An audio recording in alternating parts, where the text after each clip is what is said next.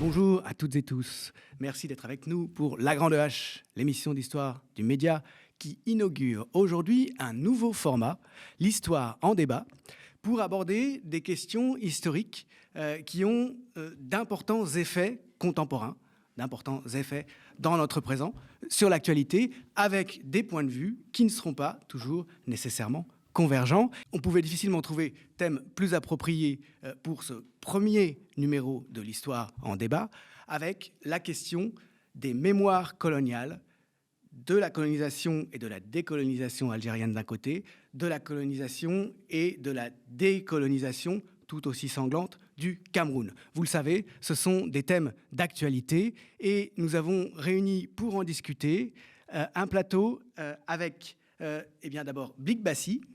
Merci d'être avec nous. Vous avez été le co-rédacteur, le co-directeur d'une commission. On va revenir, ça va être l'un de nos thèmes, sur ces commissions mémorielles instituées par les États. La commission instituée donc par Emmanuel Macron, de concert avec le président du Cameroun, Paul Biya, sous la direction de Karine Ramondi, historienne, et la vôtre, justement autour de la mémoire de la colonisation et de la décolonisation du Cameroun. Vous êtes auteur, compositeur, Blik Bassi, chanteur, musicien camerounais. En 2019, vous avez sorti, je crois, ce qui était votre 4e album qui s'intitulait 1958, et ce titre lui-même, cette année-là, était un hommage à Nyobe, Ruben Nyobe, résistant anticolonial, tué par l'armée coloniale française en 1958. Nous avons aussi sur le plateau Thomas Deltombe, historien, éditeur, qui était il y a quelques mois l'invité de La Grande Hache pour son récent livre qui s'intitulait L'Afrique d'abord. Quand François Mitterrand voulait sauver l'Empire français, bien sûr de l'histoire coloniale, mais vous êtes aussi, Thomas, pionnier de l'histoire de la décolonisation au Cameroun, en particulier de l'histoire de la guerre de la France contre le mouvement indépendantiste Union des populations du Cameroun, à partir du milieu des années 50, avec ce livre que vous avez coécrit avec Manuel Domergue et Jacob Tatsitsa, qui s'appelait Cameroun, qui a été un événement paru en 2011, qui a été salué par exemple par la New Left Review, je cite, comme le portrait le plus détaillé à ce jour sur les origines et la formation de la France-Afrique. Alors précisément, la France-Afrique, ça a été le thème de votre livre suivant, paru en 2016, avec les deux mêmes co-auteurs, en partant, là encore, de la guerre du Cameroun. Le titre était « La guerre du Cameroun, l'invention de la France-Afrique ». Vous avez aussi fait un éditorial récemment que je recommande sur Afrique 21 à propos du rapport Ramondi-Bassi sur le Cameroun. Nous avons aussi le plaisir d'avoir avec nous à distance également, je le remercie d'être là, Samy Manga, écrivain, poète, musicien, militant écologiste camerounais. Vous avez été Grand Prix de poésie africaine d'expression française il y a quelques années. Vous avez été l'auteur en 2023 d'un livre qui s'appelle Chocolaté, le goût amer de la culture du cacao. Et puis, tout récemment, vous avez publié un livre très impressionnant qui s'appelle La dent de Lumumba, qui est un texte très étonnant, Régicide contre la colonie, c'est le sous-titre, aux éditions Météore de Bruxelles. Merci d'être avec nous. C'est moi qui vous remercie. Nous avons aussi le plaisir d'avoir avec nous Benjamin Stora, autre acteur de premier plan de ces questions mémorielles, historien bien connu, spécialiste de la guerre d'Algérie. Vous êtes l'auteur de très nombreux ouvrages, ça me prendrait beaucoup trop de temps de les énumérer, mais récemment une bande dessinée qui s'appelle « Les Algériens en France, une histoire de génération » avec Nicolas Lescanf, qui est paru en septembre dernier, à la Découverte. Et puis récemment aussi, un livre qui s'appelle « L'Algérie en guerre, un historien face au torrent des images » aux éditions de l'Archipel. Surtout, l'une des raisons pour lesquelles vous êtes là, Benjamin Stora, vous avez remis un rapport Stora commandé en 2021, si je me souviens bien, par le président de la République sur la mémoire de la colonisation et de la guerre d'Algérie. Et puis, vous êtes coprésident avec Mohamed Larsem Zeghibi, historien algérien, d'une commission mixte d'histoire franco-algérienne, instituée à l'initiative des deux États, qui se réunit régulièrement depuis la remise de votre rapport, pour travailler justement sur une mémoire commune. Benjamin Sora, vous avez tout récemment, ces derniers jours, je crois dans un entretien à Mediapart, évoqué une situation particulièrement difficile dans les relations franco-algériennes, évidemment en rapport avec ces questions mémorielles. On pense aussi, bien sûr, ces temps-ci, à tout ce qui s'est passé autour de Jean-Michel Apathy, qui est intervenu récemment aussi, lui, pour dire qu'il y a une forme de négation de l'histoire dans l'espace public. Et il parlait, en l'occurrence, de l'action de la France en général dans ces colonies, avec cette comparaison qu'il a faite et qui a créé du scandale avec le massacre d'Oradour sur Glane, donc en faisant un parallèle avec les atrocités commises par les Français pendant la colonisation, puis la décolonisation. J'aurais bien aimé, pour commencer, avoir votre point de vue justement sur l'efficacité, sur les effets de ce type de politique mémorielle auquel, évidemment, vous contribuez. Écoutez, d'abord, merci de votre invitation. Malheureusement, je ne pourrai pas rester très longtemps, donc je vais essayer d'aller le plus vite possible à l'essentiel. Moi, je travaille sur l'histoire coloniale depuis un demi-siècle, puisque j'ai soutenu mon mémoire de maîtrise en 1974, comme le temps passe. Donc, j'ai eu le temps de voir, disons, les évolutions successives du travail sur la colonisation, que ce soit au Maghreb, au Machrek, en Afrique. Et effectivement, il y a de plus en plus de chercheurs qui ont soutenu des thèses et fait des recherches à partir notamment des années 2000. Ce qui n'était pas le cas des années 70, où il y avait très très peu de chercheurs qui travaillaient, disons, sur cette histoire. Donc le champ de la recherche s'est considérablement renforcé quand même, depuis maintenant une vingtaine d'années en France. C'est très important à signaler quand même. Je dis cela parce qu'on ne part pas de zéro à chaque fois sur l'histoire coloniale en particulier, car moi-même, lorsque j'ai commencé à travailler dans les années 70, mon professeur, Charles-Robert Ageron, était lui-même l'élève de Charles-André Julien, que j'ai connu aussi, et qui était un des grands promoteurs, pionniers de l'histoire anticoloniale, avec son livre célèbre « L'Afrique du Nord en marche », qui était un livre pionnier des années 50 et qui a ouvert la voie aussi à toute une série de recherches et d'études dans les années 60-70. Donc, il y a une progression de la recherche, pourrait-on dire universitaire, qui n'a pas pour autant infusé, entre guillemets, à l'intérieur de la société française. C'est-à-dire qu'il y a toujours, disons, cette espèce de voile sur l'histoire coloniale qui existe encore, que j'avais déjà dénoncé dans un autre de mes ouvrages, La gangrène et l'oubli, que j'ai publié en 1991. Ce voile ne s'est pas entièrement levé. La preuve, c'est ce qui vient de se passer avec Jean-Michel Apathy, très récemment, il y a quelques jours, lorsqu'il a voulu soulever encore une fois davantage ce voile sur les massacres coloniaux. Et là, il a eu une avalanche d'injures, d'insultes, qui l'a obligé, disons, à quitter littéralement la station de radio. Alors bon, naturellement, comme tout le monde, on m'a posé la question de la comparaison, pas de la comparaison possible. Bon, il est évident que les historiens se méfient toujours des anachronismes, évidemment.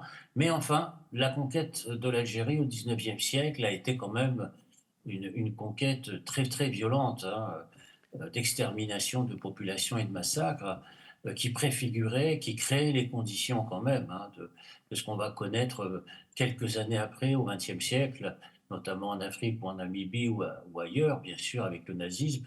Donc il y a effectivement un lien qui avait été fait d'ailleurs par Hannah Arendt, la philosophe, entre précisément l'entreprise, disons, coloniale et ce qu'on a connu dans la brutalisation des systèmes totalitaires mis en place notamment tout au long du XXe siècle. Et puis c'est quelque chose qui a été aussi souligné par les historiens du fascisme, je pense, ces temps-ci. C'est quelque chose qui a aussi été abondamment souligné. Absolument. Et qui est encore travaillé par les historiens du nazisme, qui montrent très bien comment les nazis n'ont fait que radicaliser des expériences, y compris génocidaires, aux colonies.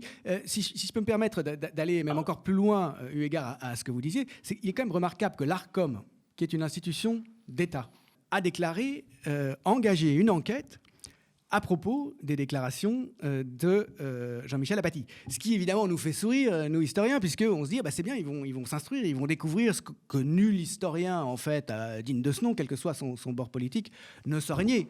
À savoir que des massacres de populations civiles, hommes, femmes, enfants, il y en a eu effectivement des dizaines et des dizaines. Mais cela n'empêche que, donc, une institution qui représente l'autorité de l'État, de façon benoîte, j'allais dire, totalement naïve au fond, dire nous allons enquêter. Est-ce qu'il n'y a pas là quand même un symptôme de ce que vous étiez en train de dire, mais peut-être d'une situation encore plus radicalement difficile? Oui, tout à fait, vous avez raison de souligner le fait que plus on s'éloigne dans le temps de ce qu'a été l'histoire coloniale et plus on s'en rapproche. Une sorte de paradoxe assez étonnant. C'est-à-dire qu'en fait, on s'en rapproche parce qu'il y a un désir de connaissance et de savoir, notamment dans la jeunesse des immigrations postcoloniales, que ce soit bien sûr en France, mais aussi en Afrique aujourd'hui. Il y a un immense désir de connaissance, de savoir, qui bouscule précisément tous ces non-dits, tous ces silences, tous ces tabous. Et vous avez raison de souligner que la réaction très, j'allais presque dire archaïque de l'ARCOM, par rapport à ce genre disons, par rapport à ce qu'a dit Jean-Michel Apathy, est révélatrice d'une chose. C'est que dans le fond, la colonisation ou l'histoire de la colonisation en France a été perçue pendant très longtemps ou trop longtemps comme une sorte de mission civilisatrice fondamentalement, de bonne conscience, une bonne conscience coloniale. Donc il n'y a pas de culpabilité particulière. On a même parlé, il fut un temps, je me souviens quand j'avais commencé à travailler, et il fut un temps où on parlait par exemple qu'il fallait en finir avec le sanglot de l'homme blanc. Oui. Ah bah Qui oui. n'avait rien à se reprocher, qui n'avait rien à faire et rien à dire, alors que précisément il y avait tout à défricher, tout à comprendre, tout à connaître. Le sanglot de l'homme blanc, c'est le titre, je le rappelle, de Et l'ouvrage de Pascal l'un de nos intellectuels médiatiques néoconservateurs toujours en activité, Pascal Bruckner. qui a sorti ce livre, je crois, en 1982 ou Ouais, je crois que c'est 1983. 83. Oui, tout à fait. Et c'est très emblématique. Très ancien quand même. Ouais, C'est un livre très ancien qui inaugurait aussi, ouais. quelque part, l'autre courant, disons que nous connaissons actuellement et qui est à l'œuvre, c'est-à-dire qui ne veut pas précisément qu'on aborde ce continent de l'histoire coloniale. Et dans le fond, moi je dirais pour aller vite que ce qui est arrivé à Jean-Michel Apathy est extrêmement inquiétant. Parce que effectivement, si on ne peut pas ouvrir un débat, discuter tranquillement de ce qui s'est passé dans l'histoire coloniale. Alors, qu'est-ce qui va se passer pour les chercheurs? Qu'est-ce qui va se passer demain? C'est une atteinte à la liberté, disons, de travail, d'écriture, de création aussi, qui est très, très, très, très grave. Mais C'est pas une simple anecdote, l'histoire d'Apathy pour moi. C'est quelque chose qui est très, très révélateur du fait qu'on ne veut pas regarder l'histoire coloniale autrement que comme d'une histoire heureuse, d'une bonne conscience heureuse en absence complète, disons, de responsabilité ou de culpabilité possible. Et mais donc ça, c'est un vrai problème. C'est un vrai problème au de fond, l'histoire politique française. on a l'impression que les enjeux sont toujours brûlants. Qu'au fond, d'une certaine manière, la guerre d'Algérie continue et continue plus que jamais, tant c'est un thème qui est emblématique pour une partie de l'échiquier politique dont l'emprise est en recrudescence, me semble-t-il. Et alors évidemment, pour ce qui est de la guerre du Cameroun, les choses sont différentes, puisque on se souvient tous qu'en 2009, François Fillon, Premier ministre au Cameroun, interrogé sur les assassinats de militants anticoloniaux avéré par l'armée française, nie en bloc et accuse même ceux qui rappellent ce passé, qui a depuis été confirmé bien sûr par les historiens, il les accuse d'avoir tout inventé. Semble-t-il sincèrement, dans le cas de la guerre du Cameroun, on ne peut pas dire qu'elle continue, puisqu'en fait elle n'a jamais eu lieu d'une certaine manière. Et donc elle ne peut pas être en elle-même, comme c'est le cas de l'Algérie, un thème identitaire, disons, pour une partie de l'échiquier politique qui correspond bien sûr à la droite et à la droite radicale. J'avais quand même envie, Benjamin Störatt, de vous interroger plus précisément sur cette vague relativement récente d'entreprises mémorielles d'État. C'est-à-dire que c'est quand même assez récent que l'État français en particulier décide de se pencher avec les historiens sur ce passé douloureux, d'encourager cela, de monter des commissions. Il y a eu, on sait bien au début de la présidence Macron, cette entreprise autour de l'assassinat de Maurice Audin, ce militant communiste pour l'indépendance de l'Algérie, qui a été tué par les parafrançais, ce que la France avait toujours nié. Emmanuel Macron a eu un geste symbolique important en allant voir la veuve, peu avant sa mort d'ailleurs, de Maurice Audin, accompagné d'historiens de la guerre d'Algérie. Il y a eu le rapport sur le Rwanda. Je renvoie d'ailleurs à une émission de la Grande Hache, nous avions reçu Vincent Duclerc. Et puis donc, votre rapport à vous. Comment est-ce que vous gérez la question de l'instrumentalisation ? Évidemment, ces initiatives politiques ne sont pas désintéressées, on va aussi y revenir pour le Cameroun, de la part de ceux qui les initient. Bon, avant de parler d'instrumentalisation, il faut d'abord parler des faits eux-mêmes.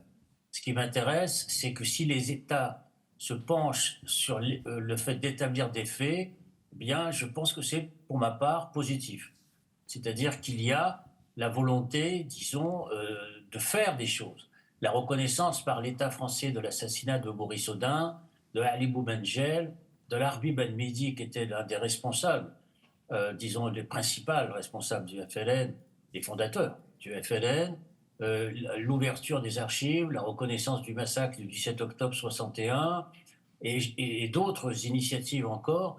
Pour moi, ce sont des choses qui, de toute manière, maintenant, sont inscrites dans l'histoire politique française. C'est-à-dire qu'on ne pourra plus dire, comme avant, il n'y a pas, il n'y a rien, on ne savait pas, on ne connaît pas. Cette fois-ci, l'État a reconnu, disons, une série d'ailleurs de communiqués, elle a reconnu officiellement la pratique de la torture en Algérie. Ça, c'est très important. Ça, il n'y avait pas eu de reconnaissance officielle jusqu'à présent, car chacune de ces gestes mémoriels se sont accomplis au fur et à mesure avec des textes d'accompagnement. Si je puis me permettre, le texte est un petit peu ambigu sur la torture, parce que moi je l'avais lu de près. Il dit effectivement, il reconnaît en effet que ça a été une pratique systématique. Et puis en fait, il termine en disant mais on ne peut tout de même pas mettre en cause l'ensemble de l'armée française. Enfin, c'est très... Voilà. C'est un texte qu'on a rédigé ensemble avec Sylvie Thénault, pour vous dire la vérité, et la famille Audin. Donc c'est un texte qui a été fait, disons, c'est la première fois qu'il y avait un texte de ce type-là qui était et qui signait, qui disait, disons. Alors on peut toujours faire plus. On peut toujours dire, par exemple, ça ne suffit pas, il faut des excuses, il faut, je sais pas moi, la restitution. Ça c'est encore autre chose. Et ce qui est le cas, par exemple, de la commission mixte, qui ne fonctionne plus, pour vous dire la vérité maintenant, depuis l'été 2024, cette commission ne fonctionne plus. La commission que vous présidez ne fonctionne plus donc. Non, elle ne fonctionne plus depuis le refroidissement, entre guillemets, des rapports entre la France et l'Algérie. Autrement dit, ça veut dire qu'il y a un tempo politique, malgré tout, qui est imposé finalement à des travaux. Je rappelle, cette commission est composée de 10 historiens, 5 Français, 5 Algériens, c'est ça ? 5 Français, 5 Algériens, sont des historiens français que je connais, 5 historiens algériens que je connaissais depuis très longtemps, comme Mohamed El Corso, que je connais depuis 40 ans, qui a travaillé sur les massacres de Sétif. Il a fait sa thèse sur les massacres de Sétif. Et pourquoi est-ce que vous avez été obligé d'interrompre vos travaux parce que ces relations s'étaient refroidies ? Est-ce que vous ne pouviez pas, de votre propre initiative, comme historien, continuer ensemble ? Je reprends ce que vous disiez au début. Il y a deux attitudes à avoir sur ce type de commission. Soit on dit c'est l'État qui décide, alors on n'y va pas. On dit voilà, c'est les États, donc on n'a pas, disons, à faire quoi que ce soit et rien ne se passe. Soit on dit l'État ouvre la possibilité de brèche possible sur l'écriture de l'histoire et on y va. Moi, j'ai décidé d'y aller, de manière bénévole d'ailleurs, je précise, je n'ai pas touché un centime depuis 5 ans sur cette mission, je suis très clair là-dessus, pas un centime, je précise et j'insiste. Et donc, par conséquent, parce que j'ai vécu cela comme un aboutissement d'un travail commencé il y a un demi-siècle. C'est-à-dire le fait de faire reconnaître, disons, par l'État, ce qu'avait été à la fois la guerre d'Algérie, la colonisation ou alors on décide de ne rien faire. On dit voilà, on est dans la sphère académique, on produit du savoir, et puis à partir de là, ce savoir, et on n'a pas, disons, à interférer avec les pratiques d'État. C'est pas ma position. Mais la question, précisément, que je voulais... Un vieux réformiste fatigué de 75 ans. La question, précisément... Pour avoir accepté cette mission. Mais justement, je trouve que la situation actuelle... Mais je l'assume encore, car maintenant, il est évident qu'avec ce qui s'est passé sur Audin, Ben Midi etc. Et il y a d'autres choses qui ont été faites, en particulier le massacre de l'Arwat qui a été reconnu, etc. Sur toutes ces questions-là maintenant, eh bien, ce sont des points d'appui, ce sont des brèches ouvertes pour la connaissance réelle de l'histoire de la colonisation qui n'existait pas du tout auparavant. Il n'y D'accord. avait pas de reconnaissance jusqu'à présent par l'État au plus haut niveau. Mais Ça alors, n'existait pas. je Donc, voulais précisément... effectivement, j'ai accepté ce principe. Et à partir de là, il fallait aussi comprendre que les États, à un moment donné, referment la parenthèse et C'est disent, ça. bon, ben, OK, Mais il alors, n'y a pas de la suite question à que... donner. C'est ce qui s'est passé cet été. Alors voilà, mais justement, la question que je Et voulais vous vous avez poser... raison. Voilà. Et entre-temps, pendant 3 ans, J'ai disons très bien entre compris. Mais la question que je voulais vous poser... 2021 et 2024, il y a quand même eu des avancées qui ont été faites. Les Algériens le savent, pertinemment que ces avancées ont été faites, que la France a reconnu un certain nombre de choses, en particulier sur les enlèvements, les séquestrations, la question des disparus, etc. Ce sont des choses maintenant qui sont connues, qui peuvent être dans les manuels scolaires, puisqu'il y a une reconnaissance par l'État. Eh bien, maintenant, ça s'est arrêté. Eh ben, il va falloir reprendre, disons cette bataille, mais cette fois-ci, je crois, sans moi, parce que je suis très fatigué quand Ouais. même de toute cette bataille qui a été menée, encore une fois, de manière bénévole depuis 5 ans maintenant. Mais précisément, une dernière chose, je voulais vous poser à propos de ce coup d'arrêt, et en partant justement des considérations que vous avez très bien faites sur le fait qu'il faut parfois accepter de sortir du champ purement universitaire ou académique pour avoir un impact et pour donner du sens à son savoir, pour avoir des effets. Et effectivement, cette inscription maintenant qui est irréversible d'au moins un certain nombre de reconnaissances de la part de l'État, d'événements qui ont eu lieu et qui étaient niés jusque-là, à partir du moment où l'État vous dit c'est fini, comme c'était le cas, où les États vous disent c'est fini, comme ça a été le cas, donc vous nous le disiez l'été dernier, vous qui êtes universitaire, vous êtes avec 4 collègues français qui sont universitaires. Je suis retraité. Vous êtes en face de vous avec 4 universitaires algériens. Pourquoi est-ce que vous avez été contraint finalement d'accepter ce coup d'arrêt? Vous ne pouviez pas continuer tous les 10 comme chercheurs, indépendamment des États? Non, on a continué. Vous avez une très bonne question. On a continué à se réunir. On a continué à se réunir. Les historiens français ont continué à se réunir. Les 5 historiens français, on s'est réunis encore régulièrement tous les mois. On a continué à entretenir des rapports, disons, avec nos homologues algériens, puisqu'on avait décidé un plan de travail sur le 19e siècle, précisément. Ça tombe bien, parce qu'il y a une espèce de coïncidence avec l'histoire apathique. Oui. C'est qu'en fait, le travail que nous avons commencé à mettre en œuvre, c'était celle d'une gigantesque bibliographie critique des documents et archives existants sur la pénétration coloniale entre 1830 et 1880.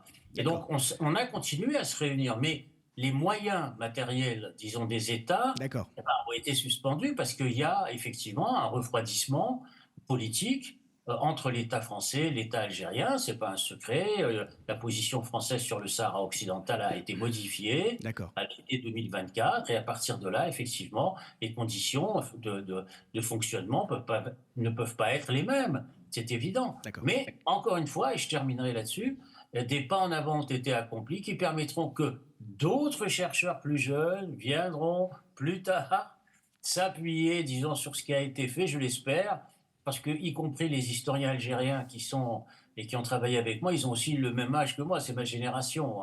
Donc, eux aussi pensent un peu comme moi. C'est-à-dire qu'on espère qu'à travers, disons, ces premiers pas qui ont été accomplis, eh bien, d'autres chercheurs viendront pour continuer à explorer, disons, ce qu'a été l'histoire coloniale. Voilà, je vous remercie beaucoup. Merci beaucoup, Benjamin Stora, d'avoir bien voulu être avec nous pour ce témoignage de première main. Et je suis très heureux que Blik Bassi donc, soit avec nous lui aussi, puisque vous avez co-présidé une commission du même type que celle dont on parlait avec Benjamin Stora, qui a produit ce qu'on appelle en France le rapport Ramondi, mais en réalité vous en êtes le co-rédacteur et vous avez été co-président de cette commission.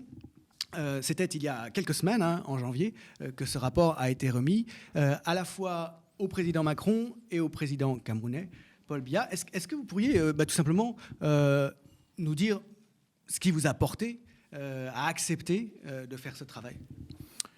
En fait, moi, lorsque j'ai été approché par l'équipe du président pour l'accompagner au Cameroun en 2022, j'avais déjà commencé il se trouve que je pense que mon profil avait intéressé parce que je faisais déjà des travaux autour de de la question coloniale, mais surtout de la question de la réorganisation de notre pays, et qui est complètement liée à notre histoire et à ce que nous sommes réellement. Et lorsqu'on me propose, j'accepte. Et pendant le vol, on a une discussion avec le président dans l'avion, et il me dit, voilà, moi, je vais au Cameroun pour défendre les intérêts de la France, et à votre avis, qu'est-ce qu'il faut faire pour que nous puissions rétablir des relations saines? Et dans la discussion, moi, je lui dis, en fait, il faudrait peut-être qu'à un moment donné, déjà qu'on puisse régler les contentieux qu'il y a entre nos deux pays. Et je lui dis, pour moi, de toute façon, si la France a envie de le faire, tant mieux. Si elle n'a pas envie de le faire, tant pis pour elle. Mais moi, en tant que Camerounais, je travaille. Je vais contribuer à ce que mon pays devienne un pays important, puissant, de telle manière que tout cela avec qui il a eu des contentieux, lorsqu'on a affaire des affaires, que ces derniers, soit qu'ils demandent des excuses, soit on tient compte du fait que nous avons des contentieux, nous avons eu un contentieux. Et alors, il me dit, OK, dans ce cas, il nous dit, je vais demander des excuses. Et donc, on arrive au Cameroun. Il redit, demain, lorsque je prends la parole, je demande des excuses par rapport à ce qui s'est passé. C'est-à-dire que je présente les excuses de la France? Absolument. Et donc, le jour J, il ne présente pas les excuses. Et d'ailleurs, quelques minutes avant, on me dit qu'il ne les présentera pas. Et il ne les présente pas parce qu'apparemment, il y aurait eu, et ça c'est sorti sur le canal, dans le Canard enchaîné, le fait qu'il y aurait eu une pression du ministère des Affaires étrangères et du ministère des Armées. Et donc, c'est une situation qu'on retrouve très souvent dans ce genre de circonstances. Pour la composition de la commission Rwanda, l'armée, le ministère des Armées avait fait pression, exclut certains membres de la commission. Voilà, le président n'est pas aussi libre qu'on pourrait le croire. Exactement. Et donc, du coup, il se trouve que pendant la même journée, nous avons eu des travaux entre les membres de la société civile camerounaise et la société civile française. Et moi, je faisais partie, donc, Karine et moi, nous étions dans le groupe qui traitait dans la question mémorielle et du patrimoine et culturel. Et donc, nous avons eu toute une journée de travail. Et à la fin, il fallait qu'on fasse donc, on présente au président les travaux que nous avions eu, la conclusion de ces travaux. Et dans la conclusion des travaux, on a donc proposé le fait qu'il y ait une commission. Et puis, le président a dit ce jour-là qu'il allait tenir sa promesse, et surtout en consultant le président du Cameroun. Et alors, maintenant, après la remise du double rapport, donc, puisque vous êtes chargé d'un volet artistique il y a quelques semaines, quel bilan vous tirez de tout cela pour ensuite en discuter évidemment avec Thomas Deltombe, qui a spécialisé la question aussi, qui a un regard critique dans une certaine mesure, je crois, sur ces opérations, sur ce rapport. Mais d'abord, quel bilan vous tirez? Si j'ai bien compris, en réalité, il y a deux versions du rapport que vous avez remis de votre côté, du volet artistique. Est-ce que vous pouvez raconter un peu comment vous avez procédé? Oui, en fait, dans la commande, on devait fournir un seul rapport. Et ce rapport-là était donc porté par le volet recherche, qui était coprésidé par Karine Ramondi.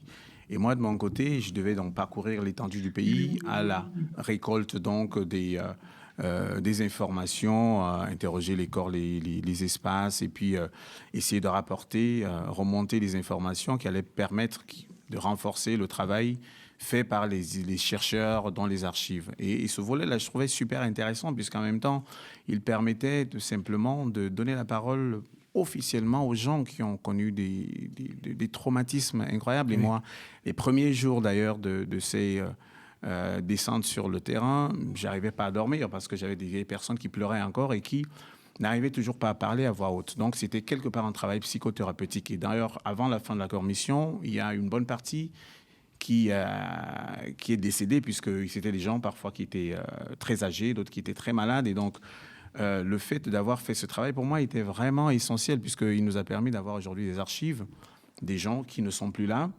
Mais vous également, avez fait de l'histoire orale. Absolument. Et ce qui était intéressant, c'était aussi de voir que ce travail-là, je l'ai fait notamment avec quelques historiens qui participaient avec moi dans la descente sur le terrain, mais également avec des gens, des jeunes porteurs d'associations qui, depuis 15 ans, travaillent sur la question. Et ce qui est intéressant, c'est de voir que parfois, lorsque ces jeunes qui portaient ces associations n'étaient pas présents, il y avait des gens qui hésitaient à parler.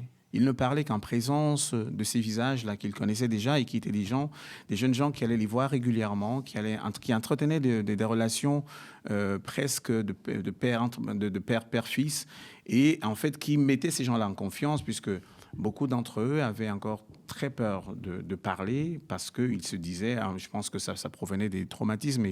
Et moi, notamment, mon grand-père direct a été l'un des bras droits. Mes deux grands-pères étaient les bras droits de Ruben Oumyobé. Et donc, c'est des gens, même à mon grand-père, lorsque j'en parlais avec lui, il chuchotait. Et d'ailleurs, il me disait, pourquoi tu parles de cette histoire et pourquoi tu viens aborder ce sujet? N'en parle pas. Donc, ce travail nous a vraiment permis de faire un travail psychothérapeutique et de parcourir donc l'étendue de Cameroun pour aller à la rencontre des témoins qui nous ont ramenés au-delà même de la question de cette guerre-là. Moi, ce que je trouve intéressant, c'est que cette rencontre m'a permis de connaître mon pays.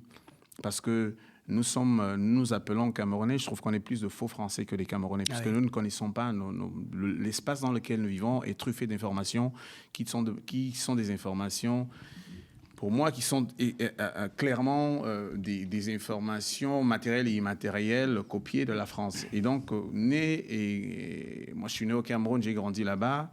Grandir dans un espace comme celui-là, en fait plus de toi un faux Français qu'un Camerounais, parce qu'à quel moment est-ce que tu rencontres le Cameroun si tu n'as pas la chance comme moi d'avoir vécu au village avec mes grands-parents et donc de connaître un peu de mes traditions. Mais en gros, en fait, la majeure partie des habitants de ces espaces aujourd'hui sont appelés Camerounais, mais en réalité, la Camerounité, il faudrait des heures pour pouvoir la trouver. Et si on n'a pas la possibilité de lire certaines informations qui sont présentes et quotidiennes dans les manières de faire, puisque de toute façon, de manière naturelle, ces gens-là se comportent de telle manière que dans leur comportement, lorsqu'on arrive à lire, on voit du Cameroun. Mais au-delà de ça, en fait, de manière globale, lorsqu'on arrive, la forme des immeubles, les couleurs, les comportements de gens, la langue, les modèles économiques, politiques, éducatifs, même la Constitution est une copie de la Constitution française. Même notre hymne national est une copie de l'hymne national de la France. Donc, à ce moment-là, où est-ce que Camerounais, qu'est-ce que ça veut dire? Et moi, ce qui m'amène, donc, avant cette commission, à faire des travaux pour essayer d'aller à la rencontre du Cameroun, c'est qu'à un moment donné, j'ai eu une crise existentielle, une crise identitaire où je me dis, je suis Camerounais, mais finalement, qu'est-ce que ça veut dire? Et c'est à ce moment-là que je rentre donc dans une recherche à travers la musique, à travers des romans que j'écris, à travers des spectacles que j'ai créés, pour essayer d'aller à la recherche et à la rencontre de ce que je suis. Et pour cela, de manière obligatoire, je suis obligé d'aller à la rencontre de mon histoire. Et mon histoire est donc liée à celle de la France, parce que voilà, aujourd'hui, comme je dis, nous sommes plus de faux Français que de Camerounais. Et ce faisant, donc, vous avez finalement constitué des archives avec ces enregistrements à la faveur de la commission. Donc. Absolument. Et donc, ces archives-là nous ont permis de venir renforcer aussi ce qui était dit dans les archives en France. Parce que je me rappelle d'une rencontre avec un des témoins, lorsqu'on s'est mis à lire un passage de ce qui s'était passé dans le village, il se trouve qu'il était là, il était présent. Et il s'est mis à pleurer et il frappait la table de ses deux mains en disant « c'est faux ». Et il pensait que c'est nous qui disions que voilà plutôt ce qui s'était passé. Et il dit « mais non, c'est pas ce qui s'était passé ». Moi, j'étais là et il était tellement en colère. Et je dis « non, on est juste en train de lire ce qui est dans les archives ». Et comme il se trouve que dans les archives, parfois ceux qui les écrivaient, c'était ceux qui commettaient aussi les massacres. Donc, il était important de confronter la version des archives, et on a la chance qu'on a encore des gens qui sont en vie et qui ont vécu ces moments-là. Donc, c'était hyper intéressant de ramener... 70 ans après les faits. Absolument. Oui. De ramener donc ces informations et de venir confronter et de voir qu'est-ce qui est vrai et qu'est-ce qui n'est pas. Samy Manga, j'aurais voulu avoir votre point de vue en tant qu'artiste engagé, aux prises avec cette histoire qui fait partie de votre identité, évidemment. On parlait de cela aussi, de ce rapport présent au pays, au Cameroun et à la France à l'instant avec Luc Bassy. Quel est votre regard de militants écologistes et d'artistes sur des initiatives comme celles qui ont été prises donc, par le président Macron et le président Biya autour de ce rapport Ramondi pour faire la lumière sur ces faits complètement ignorés en France jusqu'ici de la guerre anti-indépendantiste française au Cameroun? Écoutez, d'ailleurs, je doute fort que ce soit une initiative proprement dite du président de la République camerounaise. Moi, j'y vois là un peu ce que j'ai décrit dans la dent de Lumumba, encore un processus de lavage de conscience comme ça qui se met en place dans le but de faussement pacifier des crimes très graves voilà, quoi, pour continuer d'exploiter ce continent. Parce qu'en fait, moi, je ne suis pas à l'aise avec le fait qu'on me dise que ce soit le président Macron qui commande un rapport. Et là, on est en 2025, on est un pays, on a un chef d'État, et tous ces crimes qui ont été commis aujourd'hui, même par notre propre gouvernement, ils ne sont pas clairement reconnus. Que Paul Biya attende que le président français instruise un rapport, c'est encore un rapport de domination, un rapport de dominant-dominé, parce que c'est nous qui avons perdu des centaines de milliers de personnes. Et ça, je ne le comprends pas. Je le dis aussi dans la dent de Lumumba, ces initiatives doivent être des initiatives qui sont prises par nous avant tout. C'est nous qui devons finalement les imposer, les poser aux yeux du monde, convoquer toutes les forces vives qui sont capables de démontrer clairement ces crimes qui ont été commis. Donc déjà ça me met très très mal à l'aise que ce soit un pays qui a perdu autant de personnes et puis finalement le bourreau, le pays colonisateur qui est clairement responsable de ce qu'on dénonce, qui lui va commander un rapport qui sera évidemment écrit de la manière dont ils veulent.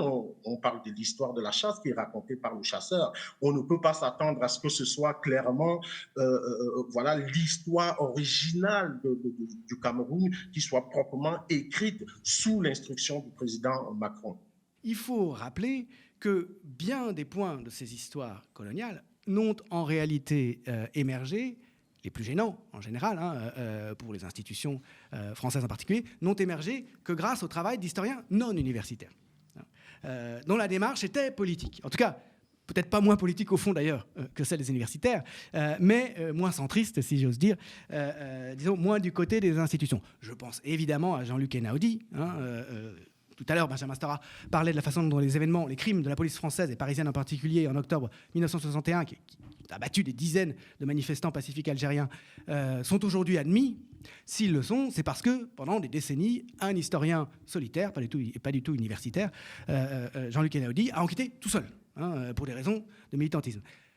Thomas Deltombe, ici présent, a fait un livre avec deux autres historiens, dans un cadre qui n'était pas universitaire, sur cette guerre oubliée du Cameroun qu'avait grossièrement dénié le représentant de l'État français, Fillon, en 2009, comme je l'ai rappelé tout à l'heure, et c'était paru en 2011. Et ce livre avait secoué le cocotier, c'est le cas de le dire, en dehors du champ, non seulement d'État, mais du champ universitaire. Et c'est pour ça que c'est si intéressant et que je suis si content que vous soyez là, Thomas, à ce sujet, pour avoir votre point de vue sur le rapport de cette commission à laquelle vous auriez pu participer, au fond. Merci beaucoup pour l'invitation. Merci beaucoup aussi pour l'évocation de Jean-Luc Einaudi, parce que justement, c'est un peu ce type d'histoire qu'on a essayé de faire avec mes camarades Manuel Domergue et Jacob Tatitsa quand on a lancé ce travail, qui n'est pas un travail d'historien au sens universitaire du terme, mais qu'on a conçu dès le départ comme une enquête historique. Donc, quelque chose comme une enquête, véritablement. Alors effectivement, j'aurais d'autant plus participé à cette commission que j'ai été moi aussi contacté au même moment que Blik Bassi par l'Élysée, par une dame qui s'appelle Nadège Choua, je crois, qui est actuellement ambassadrice de France au Bénin et qui était conseillère de Macron à l'Élysée en juillet 2022. Elle m'appelle, elle me dit voilà, on aimerait que vous alliez dans l'avion de Monsieur le Président et que voilà, parce qu'il va faire des annonces. Il va faire des annonces sur un sujet qui vous est très cher, la guerre du Cameroun, etc. J'avoue que ça m'a mis un peu la puce à l'oreille. Moi, je ne m'étais pas encore énormément intéressé aux questions des commissions mémorielles jusque-là.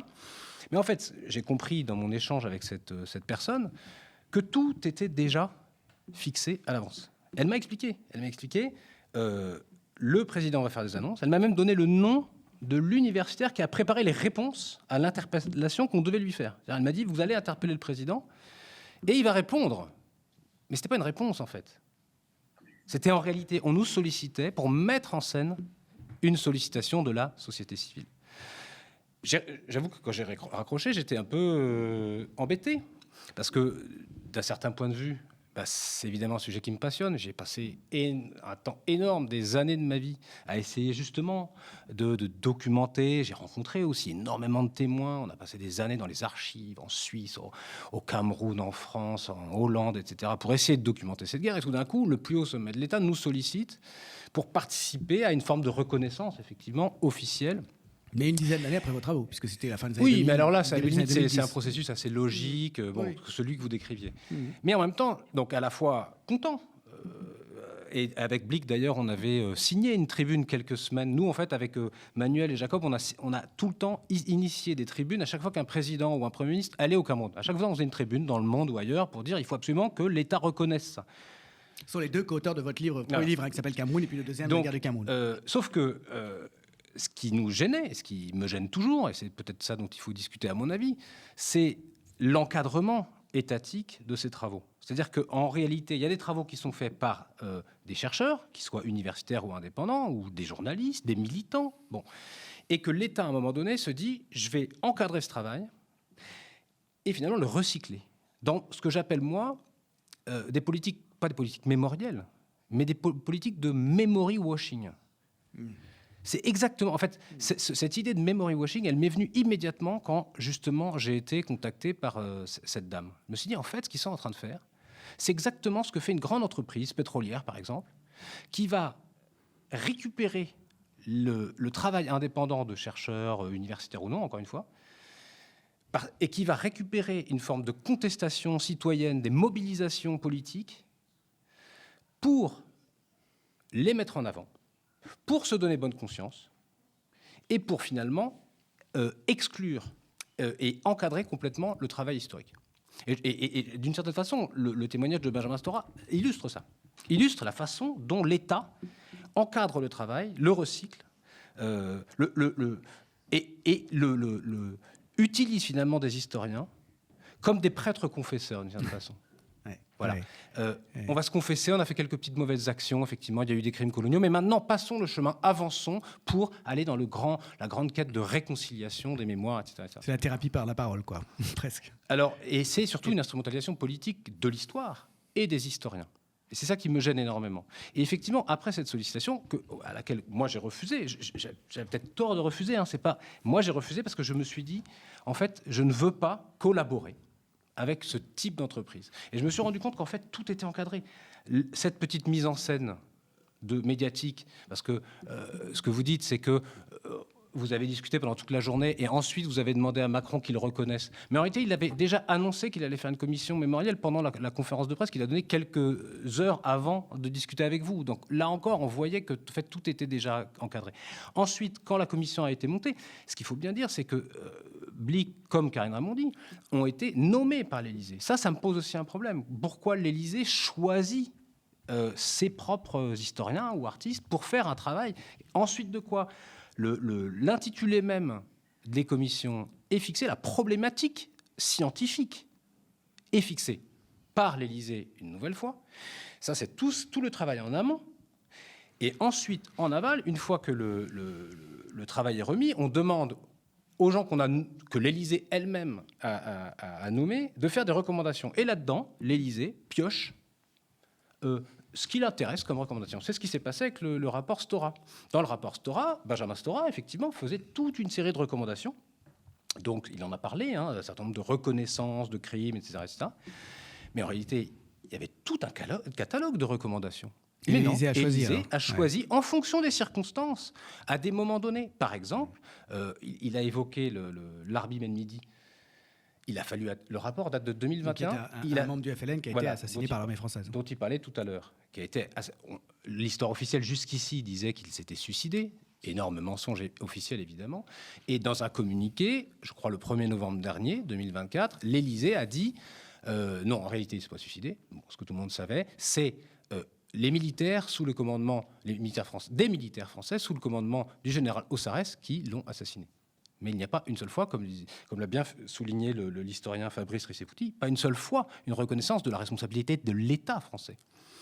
Donc, là encore, y compris à la fin du processus des commissions, l'État peut machiner, peut faire sa petite tambouille avec le travail des historiens et faire ce memory washing. Ça y est, nous sommes propres et lavés de nos crimes et de nos péchés.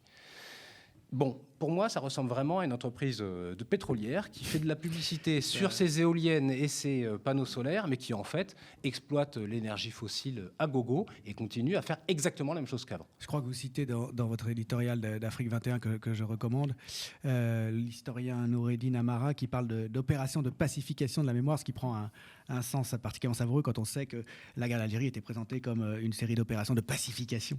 Moi, je la guerre recommande elle-même vraiment à la l'époque. lecture du texte de Noureddin Amara, qui s'appelle, je crois, « La guerre d'Algérie, un crime presque parfait », qui analyse ces commissions, notamment la commission Stora, qui est un texte remarquable, à mon avis, qui parle effectivement de pacification mémorielle, on pourrait même dire de pacification par la mémoire, et puis il parle aussi de réconciliation sur ordonnance. Ah, maintenant, il va falloir se réconcilier. L'État français a demandé qu'il y ait une réconciliation. Et là, je ne vais pas prendre la parole trop longtemps, mais je pense qu'il y a aussi une grande différence entre l'Algérie et le Cameroun. C'est-à-dire que c'est juste une piste de réflexion. C'est-à-dire que dans le cas algérien, on a un État qui se revendique de la résistance anticoloniale. Dans le cas camerounais, c'est très différent. Blic, ça a mis ça mieux que moi. Le régime de Paul Biya n'est pas un régime qui émane de la résistance, mais c'est un régime qui émane du régime néocolonial qui a été installé par la France. Donc, en fait, cette guerre qui a été menée, c'est les harkis, quoi. Y compris après l'indépendance, je le rappelle, l'armée française en réalité continue à combattre les ennemis de la France au Cameroun indépendant de manière toujours aussi sanglante en réalité, pour garantir, et c'est là le début de la France-Afrique effectivement, un régime qui lui est favorable et dont le régime actuel, si j'ai bien compris, est l'héritier. Mais je voudrais, avant de redonner la parole à Samy Manga, qui a encore un point de vue différent, je suis assez content qu'on ait eu 4 points de vue bien différenciés, peut-être une réaction de Blic justement à ces limites qui sont pointées par Thomas, puisqu'on a dans un cas quelqu'un qui a été coprésident de la commission et dans l'autre quelqu'un qui, évidemment d'un point de vue complètement différent, a préféré s'abstenir. Non, mais déjà de dire que tout était prévu, c'est complètement faux. Moi, j'ai participé, c'est-à-dire j'ai fait des travaux dessus avant. Mon grand-père était... de manière vraiment, c'était l'un des bras droits de Oumiob. Et ça me rappelle même que lorsqu'on est allé interviewer sa veuve, qui était très fatiguée, juste avant, quelques mois avant qu'elle ne meure, quand je dis que je suis le petit-fils de tel, elle me dit, parce qu'elle hésitait à parler, elle me dit, ah, petit-fils, viens dans mes bras. Elle m'embrasse et elle se met à parler.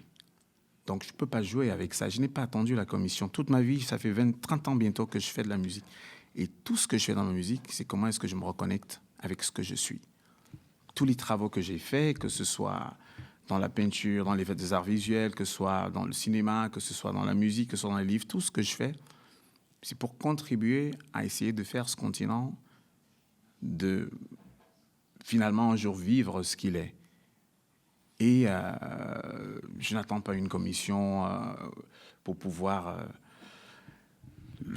apporter cette contribution de manière sincère. Donc, dire que les choses étaient jouées d'avance et que nous, on est arrivé et on savait déjà que Macron allait mettre en place une commission. Pourquoi il a voulu demander des excuses? Pourquoi le canard enchaîné sort ensuite que ça a été empêché par tel, si tout a été écrit à l'avance? Moi, j'ai travaillé, j'ai fait la commission. On a travaillé cette journée-là chez Yannick Noah.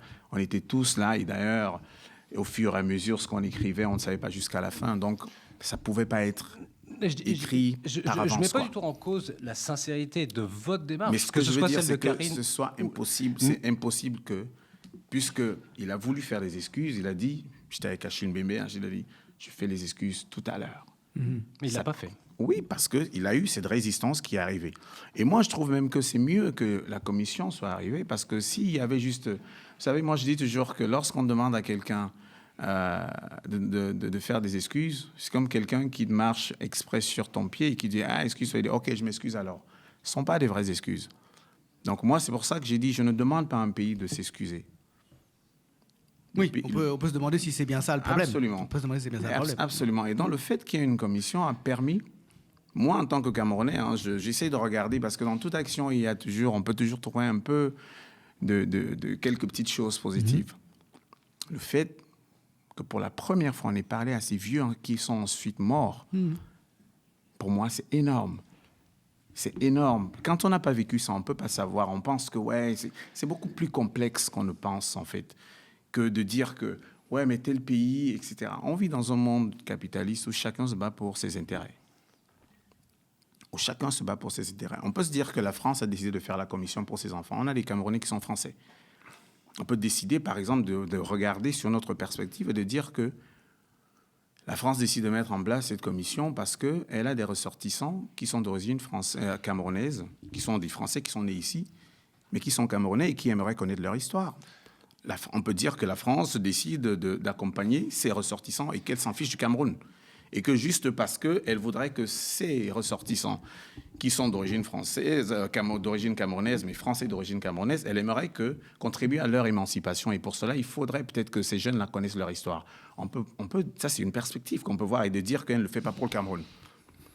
De l'autre côté, moi, ce que je trouve intéressant, c'est dire que lorsqu'on fait une commission, on peut avoir 1 milliard de commissions. Hein. Chaque action est importante. D'ailleurs, au Cameroun, on a initié une commission juste avant que notre commission soit mise en place. L'État du Cameroun a mis de l'argent et a initié une commission qui n'a jamais vu le jour et qui était présidée par le professeur Aboua, qui n'a jamais commencé. Elle a été financée. Et pourquoi est-ce que ces activités n'ont pas commencé ? Pour des raisons politiques ou... Non, les gens, ils ont reçu de l'argent, et puis l'argent a été dispatché entre les uns et les autres. Et comme beaucoup de projets, elle n'a jamais vu le jour. Donc venir après dire que finalement, il y a des gens qui ont quand même travaillé, qui ont quand même permis aujourd'hui d'avoir Moi, j'ai des témoignages de ces gens-là qui pourront aider demain à vulgariser ce travail, à parler de notre histoire. Pour moi, c'est 10 fois plus important que toutes les critiques qu'on peut faire. Parce qu'on peut rester ne rien faire et critiquer, de dire que les seules choses qui sont super, c'est celles qu'on fait nous-mêmes. Mais moi, je dis, chaque action est importante. Moi, ça, c'est une première commission. Et de toute façon, 2 ans ne suffisent pas pour faire ces travaux. On pourrait, à mon avis, il faudrait demain mettre en place d'autres commissions ou d'autres travaux. D'ailleurs, c'est ce que font depuis très longtemps énormément d'associations. Il y a Basekba Kobio qui a fait, depuis 15 ans, va filmer des gens, qui essaie de faire des documentaires, etc. Il y a beaucoup de gens qui essaient de faire des choses. Donc, chaque action contribuer à ce que finalement nous puissions avoir des éléments qui vont permettre en sorte que les habitants de ces espaces non seulement se réconcilient, parce que pour moi, d'ailleurs, la chose la plus importante, c'est la réconciliation entre ces gens-là et eux-mêmes. Ce n'est pas une histoire de dire la France, etc. Et c'est le même travail que la France doit faire. Et lorsqu'on dit que les gouvernements, par exemple, tout à l'heure, je t'entendais dire que mais l'État ne doit pas s'impliquer. Mais quand on regarde l'État de la France aujourd'hui, par rapport à l'Algérie, même par rapport à ce qui se passe au Cameroun, pourquoi beaucoup de Français ici, aujourd'hui, encore ont du mal avec ces questions ? Parce qu'il y a un travail qui n'a pas été fait en France.